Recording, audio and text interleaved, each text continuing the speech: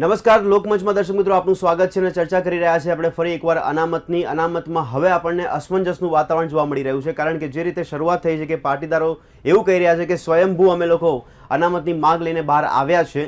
જનજાગૃતિ પાટીદારોમાં ફેલાઈ ગઈ છે કે હવે અનામત લઈને જ રહીશું, સરકાર યેન કેન પ્રકારે અમને અનામત આપે।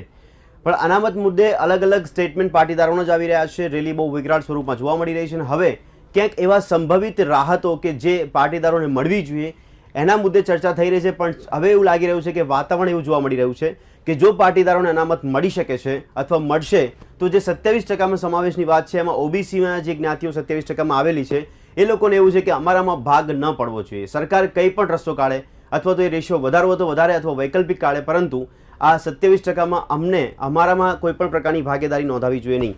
એક બાજુ આપણને એવો સૂર પણ જોવા મળી રહ્યો છે, એવું સમર્થન જોવા મળી રહ્યું છે બ્રહ્મ સમાજનું, ક્ષત્રિય સમાજનું, કે તેઓ પાટીદારોના સૂરમાં સૂર મિલાવી રહ્યા છે કારણ કે એ લોકોની પણ માંગ છે કે એમને પણ અનામતનો ફાયદો મળવો જોઈએ કારણ કે એમના વર્ગમાં પણ એમની જ્ઞાતિમાં પણ એવા લોકો છે કે જે લોકો હજી પણ આર્થિક રીતે પછાત છે અથવા તો એ લોકો ભણતરની બાબતમાં પણ ઘણા પાછા રહી ગયા છે કે જેમાં સરકારની આ અનામતનો ફાયદો એમને મળતો નથી, એવા લોકોને મદદ મળવી જોઈએ।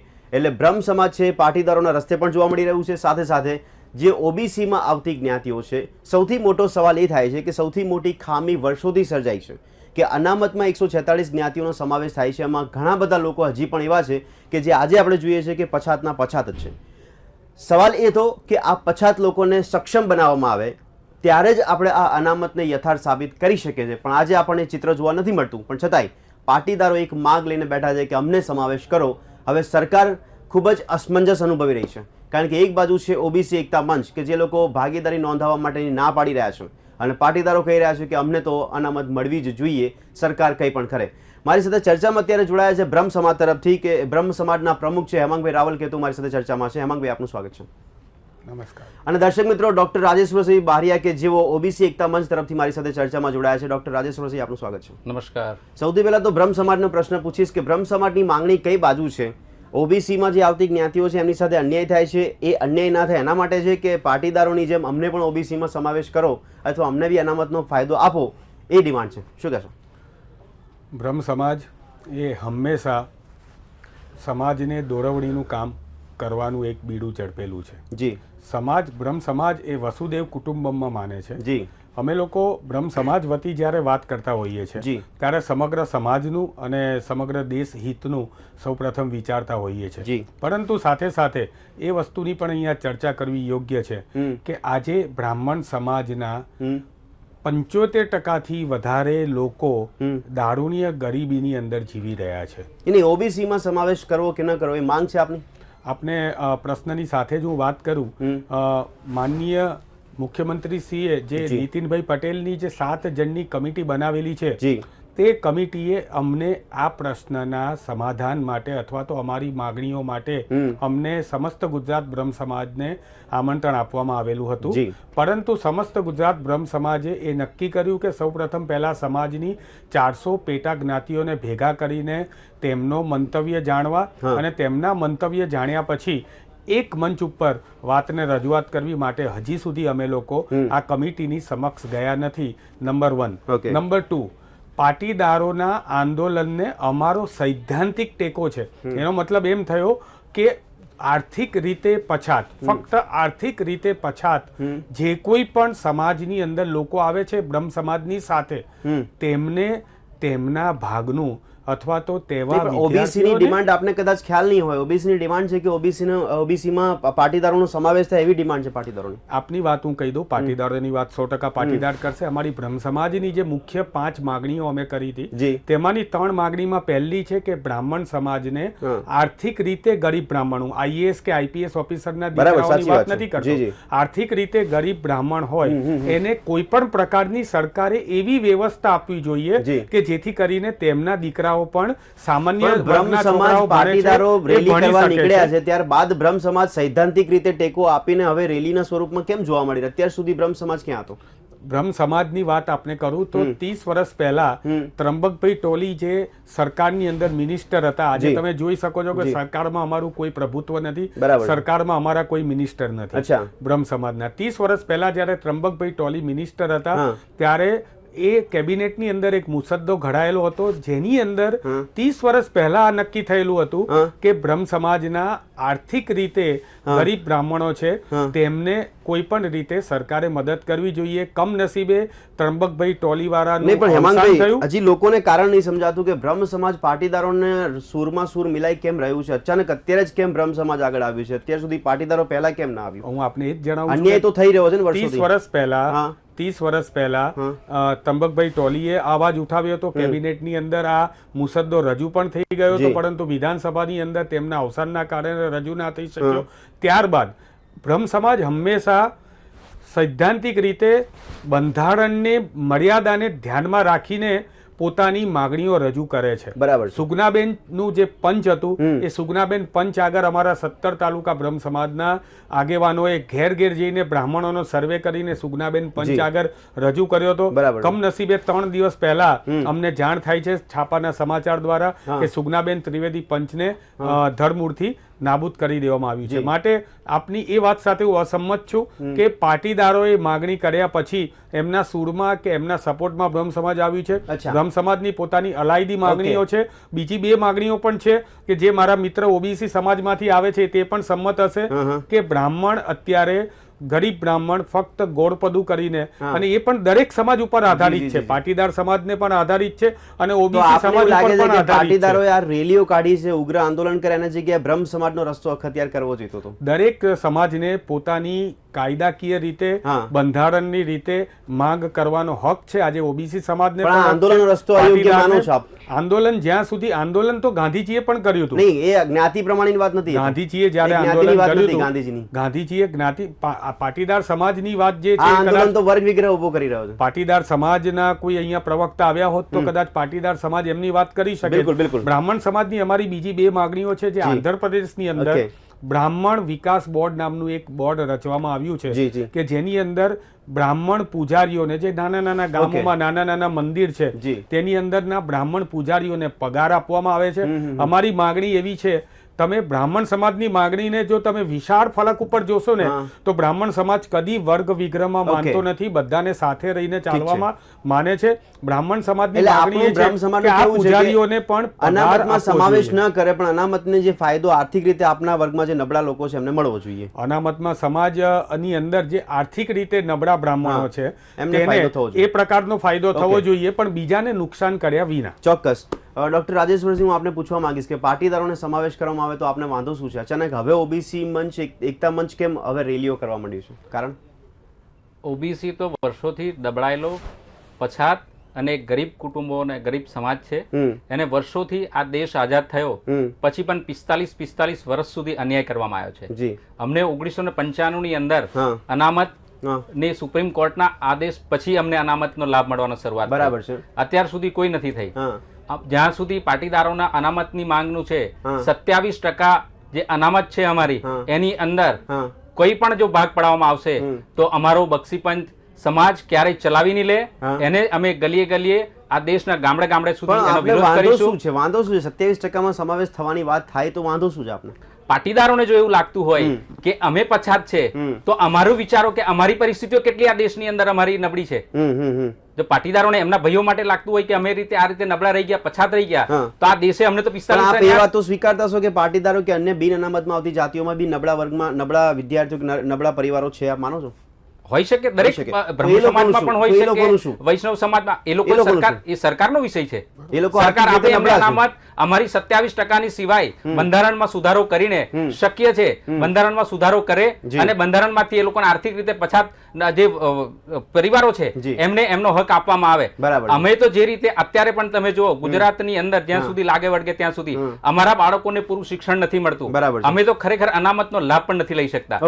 આજે તમે જો લાસ્ટ ગયા વર્ષનું જે રિઝલ્ટ છે, પરિણામ 10 અને 12 નું, ગામડાઓની જ્યાં અમારી વસ્તી છે બક્ષીપંથની, આદિવાસીની, એસસી ની, એસટી ની, ત્યાં 5% 10% એનું પરિણામ છે સ્કૂલોનું. એટલે આપ કહો છો કે ઓબીસી માં આવતી જ્ઞાતિઓ હજી પણ વર્ષો પછી પછાત છે? પછાત જ છે. આ ઓબીસી જ્ઞાતિ હવે 27% માં પાટીદારો આવે છે એટલે રેલી કરવા માટે ઓબીસી એકતા મંચ એકઠું થયું, આ અન્યાય થઈ રહ્યો છે એના માટે અત્યાર સુધી કોઈ પણ પ્રકારના પ્રયત્નો ના કરે? અમે સરકારને કીધું નહીં કે અમે હજી પછાત રહી ગયા વર્ષો પછી? અમે તો વર્ષોથી દરેક સરકારો સાથે અમારી માંગણીઓ મૂકી જ છે, પણ આ દરેક સરકારો અમારી માંગણીઓને ને અમારા સમાજને એટલી તો આવી પરિસ્થિતિઓ છે. બરાબર. ગુજરાતની અંદર દરેક સરકારોએ અમારી જોડે અન્યાય કર્યો છે. બ્રહ્મ સમાજ હોય કે પાટીદાર સમાજ હોય, એમને 27% સમાવેશ થશે તો એમના નેજા હેઠળ એ લોકોને ફાયદો મળી શકશે ને? અમારે તો પછી બ્રહ્મ સમાજને એ આવી જશે તો અમારી તો અનામત અમને મળવાની જ નથી. તો આપ શું કહેશો હેમાંગભાઈ? કારણ કે સરકાર પાસે જો રસ્તો છે તો સરકાર ભણેલા ગણેલા માણસો છે, એમને તો બધું પ્લેટફોર્મ મળી શકે છે. એમના બાળકોને એક સેકન્ડ, એમના બાળકો ભણેલા ગણેલા છે, પાટીદારો છે, બ્રાહ્મણ છે, વૈષ્ણવો છે, એમને તો સારું પ્લેટફોર્મ મળે છે. અમારા બાળકોને આજે સ્કૂલોની અંદર એટલા સારા શિક્ષકો બી નથી મળતા. એક સેકન્ડ, સ્કૂલોની અંદર અમારું પૂરતું શિક્ષણ નહીં મળતું. ગામડાઓની અંદર તમે જઈને જુઓ, 7મા ધોરણના બાળકને વાંચતા નહીં આવડતું, એબીસીડી નથી આવડતું, તો શું પાસ થવાનું એ બાળક? એ અમે તો અનામતનો લાભ જ નથી. આ લોકો આવી જશે તો અમારું તો અમે તો ખાલી કાગળ ઉપર સાહેબ કાગળ ઉપર જ અમે લોકો બક્ષીપંચ રહેવાના. આ લોકો જ લાભ લઈ જશે પછી. એટલે અમારી તો એક જ છે કે પાટીદારોની અનામત સાથે અમને કઈ વાંધો નથી. અમારી 27% અનામત સિવાય બીજું આપો. આપ શું કહેશો? આ ભીતિ ઓબીસી એકતા મંચની જોવા મળી રહી છે કે એ લોકો આવશે ને તો વધારે ફાયદો તો એ લોકો જ ઉઠાઈ જશે. પહેલા તો હું એમની વાત સાથે પૂર્ણપણે સંમત નથી. મારા મિત્ર છે છતાં પણ પહેલી વાત એ કે સમાજને લાભ તો મળ્યો જ છે. આજે પોતે MBBS ડોક્ટર થયા છે. ક્યારે થયા? એ પોતે જ ડોક્ટર છે. આપ કહો બેનિફિટ વગર તમે ડોક્ટર બી થઈ શકે, કઈ રીતે થઈ શકે? તો હવે એમણે લાભ ના લેવો જોઈએ એવું મારું અંગત રીતે માનવું છે. હા, દરેક લોકોએ જે શિક્ષિત છે જે અને સરકારે એનો આપેલો છે કે આપને લાભ નહીં મળે તો આપ ડોક્ટર બી બની ગયા. લાભ લીધેલો છે જ નહીં. હું તો BHMS ડોક્ટર છું. હોમિયોપેથિકમાં મને એડમિશન મળેલું છે. એટલે આપ એવું માની કેમ લો છો હેમાંગભાઈ કે લાભ લીધા વગર લાભ લઈને એ દરેક સમાજની એવી માનસિકતા છે. એક માનસિકતા આમની છે કે ભાઈ આ ઉચ્ચ અધિકારી છે, સુવર્ણ વર્ગની હોઈ શકે. દરેક જે માનસિકતાથી ઘેરાયેલો છે આ સમાજ, અને એ લોકોને એમ જ છે કે આ લોકો મોટા થઈ ગયા એટલે કે અનામતનો લાભ લઈને, એવું જરૂર નથી.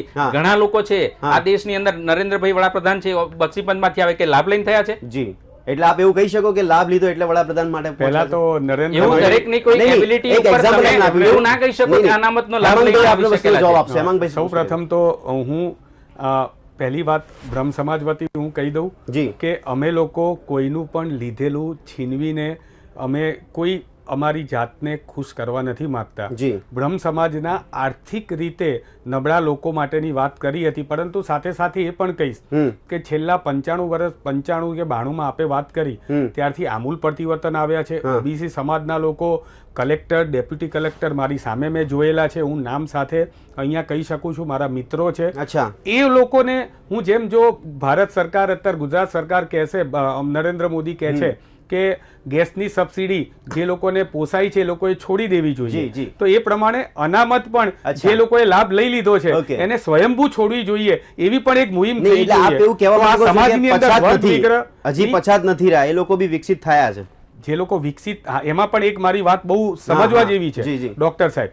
જે લોકો ઓબીસી અથવા SC ST ની અંદર જે લોકો વિકસિત થયા છે ને એ વધારે વિકસિત થતા ગયા છે. એમનો એક ભાઈ બન્યો ડોક્ટર, તો બીજો ભાઈ બન્યો IPS, તો ત્રીજો ભાઈ બન્યો આ.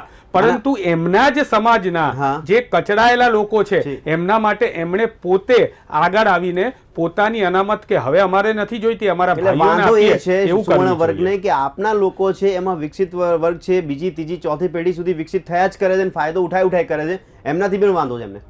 દેખો, સરકાર આંકડા જાહેર કરે કે અત્યાર સુધી બક્ષીપંચના કેટલા IPS, IS, collector, deputy collector, મામલતદાર, કેટલા લોકોએ અનામતનો લાભ લઈને આજ બન્યા છે. બરાબર છે. પહેલી વસ્તુ.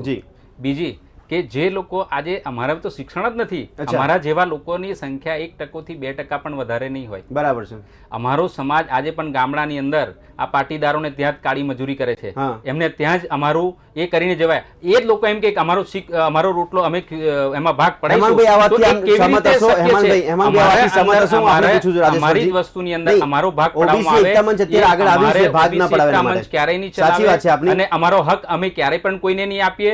અમે જો અમારા હક માટે કંઈ પણ અમારે કરવું પડશે તો અમે ગાંધી સીધા માર્ગે આ ગુજરાતની અંદર, દેશની અંદર અમે ગલીએ ગલીએ જઈશું અને અમારો હક છે કે આ દેશનો વિકાસ કેવી ચલો રીતે ગલીએ થવાનો ગલીએ છે. જશો, આ બધાને ભેગા કરશો, પણ એવા લોકો નહીં આવે કે જેમ હેમાંગભાઈ કીધું કે બીજી ત્રીજી પેઢીમાં વિકસિત થઈ રહ્યા છે. તો સરકાર કરે એ લોકો નહીં આવે ને હેમાંગભાઈ, સમજો આપ. ક્રીમી લેયર નો રસ્તો છે કે ભાઈ જે 5 લાખ થી જેની આવક વધારે છે એ લોકોને લાભ જ નથી મળવાનો. બરાબર છે. એટલે હેમાંગભાઈ એમનું કેવું છે કે અમે એવું હજી શક્ય નથી કે 50 છીએ, અને અમે જે 50 કાયદો છીએ, સરકાર તો લાવે. civil over કેવી રીતે આવી શકશે? કાયદો સરકાર લાવે કે જેને એકવાર અનામત લઈ લીધી. હેમાંગભાઈને કહેવાતો. એક ડોક્ટર સાહેબની એક વાતને હું બંધારણની રીતે જો હું ચર્ચા કરવા જાઉં જી જી. તો ડોક્ટર સાહેબ આપ 4-5 વખત બોલ્યા અમારો હક, અમારો હક, અમારો હક. બંધારણની અંદર આમુખની અંદર બાબા સાહેબ આંબેડકરે જ્યારે ઘડ્યું ત્યારે હક અને ફરજો જે લખવામાં આવ્યા છે જી. તેની અંદર આવા કોઈ પણ પ્રકારના હક આપવામાં આવ્યા નથી. જી. આ એક ટૂલ્સ છે ઓકે. કે જે ટૂલ્સ કે આ એક એવું હથિયાર છે કે જેને દબાયેલા કચડાયેલા વર્ગને આગળ કરવા આવે, સક્ષમ કરે, જી. એના માટેનું હથિયાર છે. હા. અને એના માટેની માગણી બ્રહ્મ સમાજ અત્યારે કરી રહ્યું છે હા. કે આવા ટૂલ્સનો ઉપયોગ કરીને અમારા સમાજના ગરીબ બ્રાહ્મણ જે લોકો છે તેમને પણ દેશના સમાજના અન્ય લોકોની લેવલમાં આવવા શું માટે ખોટું છે આમાં, સક્ષમ રાજેશ? બનાવી શું શકે. ખોટું છે આમાં? ડેફિનેટલી હા. આની અંદર જે લોકો બ્રાહ્મણ પાટીદાર શું કામ આ હા. દેશના આ રાજ્યના હા. તમામ જે આર્થિક રીતે નબળા હા. વર્ગો છે હા. એને લાભ આપવો જ જોઈએ. Okay. એનું કામ સરકારનું છે. હા. અમારી તો એક જ સ્પષ્ટ વિનંતી છે સરકારને અને હેમાંગભાઈને કે અમારું 27% અનામત છે જી. એની અંદર અમે ક્યારેય અમારો ભાગ નહીં આપીએ. Okay. સ્પષ્ટ ક્લિયર જ છે જી, જી. કે અમારી જે છે નહીં તો 45 વર્ષ સુધી આ દેશની અંદર અમારી જોડે અન્યાય થયો છે. જી જી. બાબા સાહેબ આંબેડકરે તો 26મી જાન્યુઆરીએ આ જયારે બંધારણ ઘડ્યું ત્યારે તો આપી દીધું હતું. ઓકે. પછી કાકા કેલ્લેકર પણ આપને કર્યું ને- વિચાર નહીં આવતો કે 45 વર્ષથી બ્રહ્મ અને સમાજ કે અમારે પાટીદાર તો- એમાં બી નબળા અમને લોકો તો છે. જો હેમાંગભાઈનો હેમાંગભાઈ, આભાર આપ માનો માનીએ છો? કે મોરારજી દેસાઈએ જ અમને 1900 એની અંદર અમને જે આપ્યો જી. અમને બક્ષીપંથનો તો આભાર અમને ભૂદેવો જ અપાયો છે. બિલકુલ બિલકુલ. અને ભૂદેવોને હવે ભૂદેવો તો કહે છે અમારે- કે અમને સમાવેશ કરો. ના ના ભૂદેવોને હજી અલગ તમે આપે માગણી અમે નથી ભૂદેવો સાથે છે પાટીદારો અચ્છા. સાથે છે હા. અમારી 27% સિવાય પણ 27% વધારે આપો. હું કહું ને કે તમે કેમ એટલે આ બક્ષીપંથ- બંને મને લાગે છે કે પાટીદારોને એક સેકન્ડ. એટલે બક્ષી એક મિનિટ, પંચ- રાજેન્દ્રભાઈ, એક જ સેકન્ડ. આપની વાતથી એક સ્પષ્ટીકરણ થઈ રહ્યું છે કે 27% બહાર આપ જવા એટલે 27% માં આપે ભાગીદારી નોંધવાની ના પાડી રહ્યા છો કે ના, અમને કોઈને કોઈ નહીં, કોઈને પણ નહીં અને ચલાવવા બ્રહ્મ સમાજ તો ઠીક છે પણ સવર્ણ વર્ગમાંથી પાટીદારો બહુ મોટા સુરમાં કહી રહ્યા છે કે અમને સમાવેશ કરો. એટલે આપ બંને નહીં, તમે બંને વર્ગ બક્ષીપંચ જ શું કામ તમે હા. કેમ SC ST OBC માં ભાગ જે નથી માંગતા? વસ્તુ સરકાર માટે કદાચ વધારે પડતું દબાણ નહીં, વધશે નહીં, એ તમે બંને માંગો ને. બાજુથી સરકારને પ્રેશર કરી રહ્યા છે. ST જો એટલા જ નબળા છે હા. તમને પાટીદાર ભાઈઓને એટલી જ લાગણી હોય કે અમારા પાટીદારો નબળા રહી ગયા અને આ થઈ ગયો જી. તો પછી એને તો અમારું શું થવાનું? જી. અમારો સમાજ તો આજે પણ દબાણેલો નહીં મળી રહેલો શકે. છે. હેમાંગભાઈ, અમને નથી પાટીદારો શિક્ષણ કે- મળતું. આજે સાહેબ એક મિનિટ, તમારી અંદર સેલ્ફ ફાઇનાન્સ કોલેજો છે, કોના દીકરાઓ ભણે છે, હમ.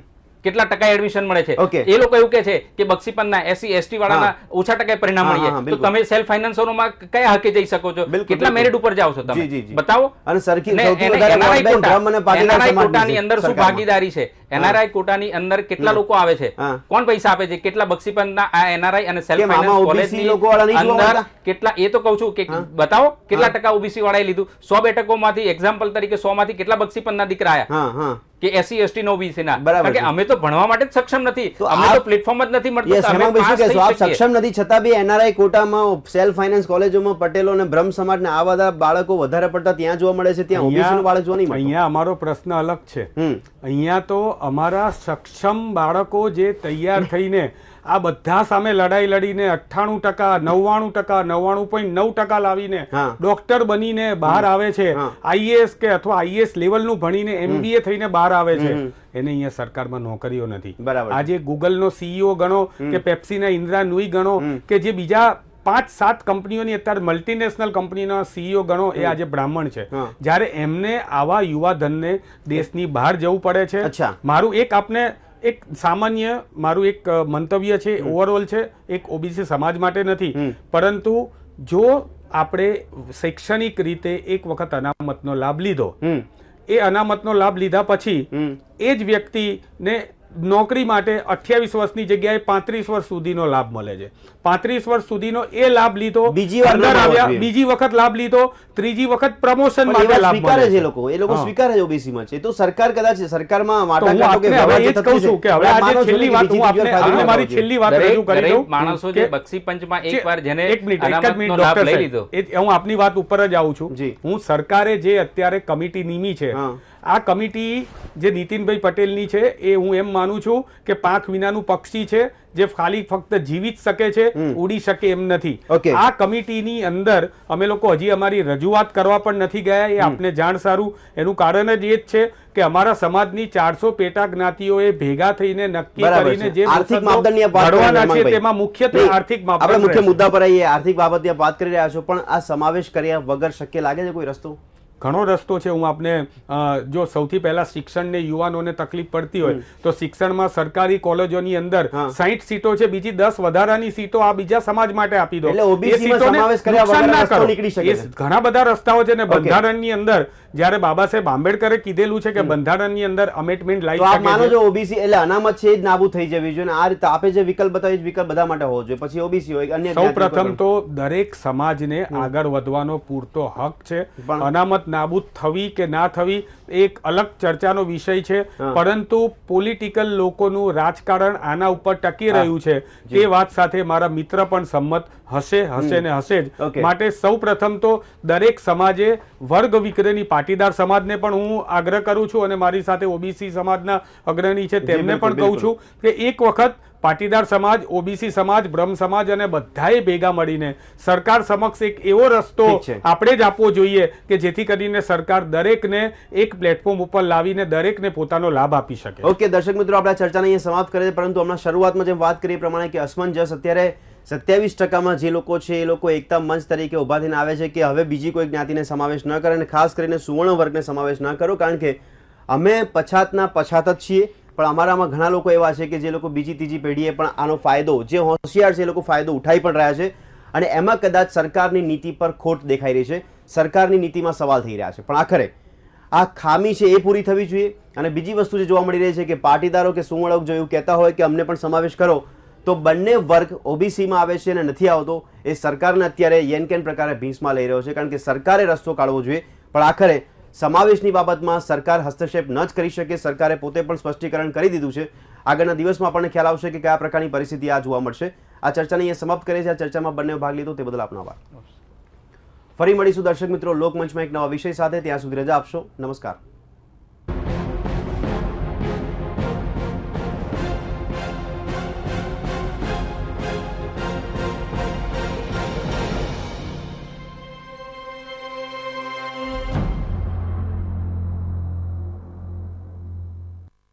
પહેલી વાર સેન્ટેડ ગોલ્ડ જ્વેલરી છુપાઈ છે હજારો લક્ષમાં.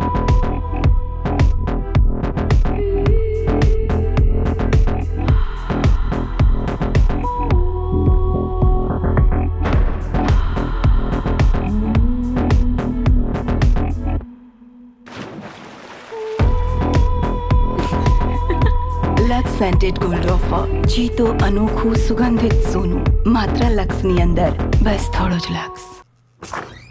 ગુરુ ઉઠો, મારા ફોનમાં કંઈક વાગી રહ્યું છે.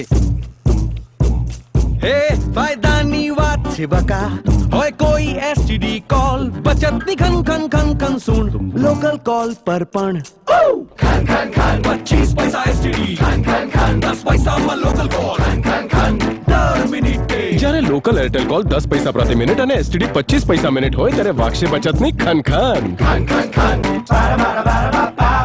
नन्हे बच्चे फूल से कोमल मुस्काते खुश रखिए. नन्हे बच्चों के स्वास्थ्य की रक्षा के लिए जाना माना असरदार फार्मूले से बना बाबुलेन.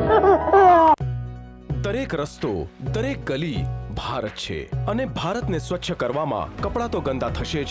જેમ તમે સંકલ્પ લીધો છે ભારતને બહેતર બનાવવાનો, એમ અમે પણ સંકલ્પ લીધો છે બહેતરને વધુ બહેતર બનાવવાનો. મહાશક્તિશાળી ઘડી. पहला वापरो પછી વિશ્વાસ કરો.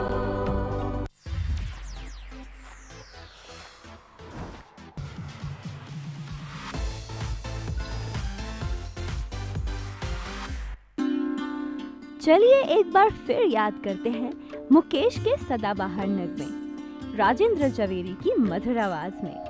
जीना यहाँ मरना यहाँ, इसके सिवा जाना. Rajendra Javeri presents memories of Mukesh, 27 अगस्त गुरुवार रात 10 बजे गुजरात न्यूज पर. राखी के त्योहार पर हर बहन का भरोसा Shri Maruti courier service, prompt, quick and reliable. 25 वर्षों से विश्वसनीय नाम Shri Maruti courier. Welcome GTPL subscribers to the world of blockbusters on Star Movies. Superheroes are born for greatness. They are what no one else can ever be. Star Movies, the ultimate superhero. I'm the best.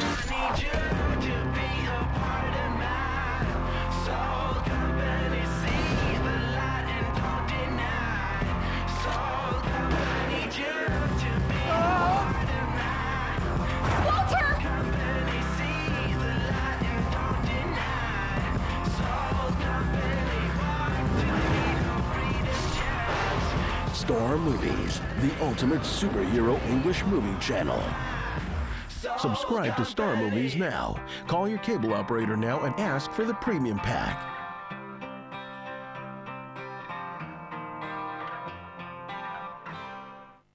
અમારે 4 ગાયો ને 2 છોકરા, કોને હાચું ને કોને નહીં. આ ઢોર ઢાખરના કામમાં આખો દી ઓછો પડે.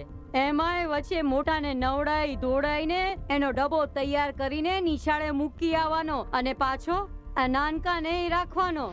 બેવમાંથી કોઈ સાચું માંદું થયું, ક્યાંય આવવા જવાનું થયું, પાછું એ જીવ છે, એની એ તકલીફ ઊભી જ હોય. અને આ રોજે રોજની ઉપાધિ કોને કેવી બોલો.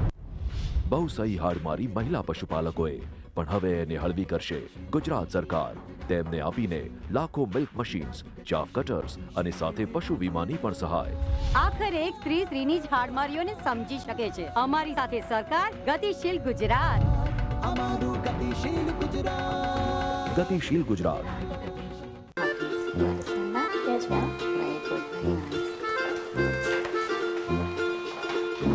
Hello ma'am. हेलो. अच्छा मैम, कल इसने मुझे अपना रिपोर्ट कार्ड दिखाया तो मुझे तो यकीन ही नहीं हुआ. हर सब्जेक्ट में A ग्रेड लाया है इसने. मैम ये आप ही का असर है.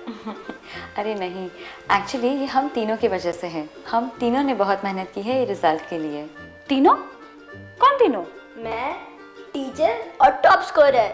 टॉप स्कोरर, आपके पढ़ाई का स्टडी बडी. થોડું સોફ્ટ મ્યુઝિક લગાવો ને. Soft music?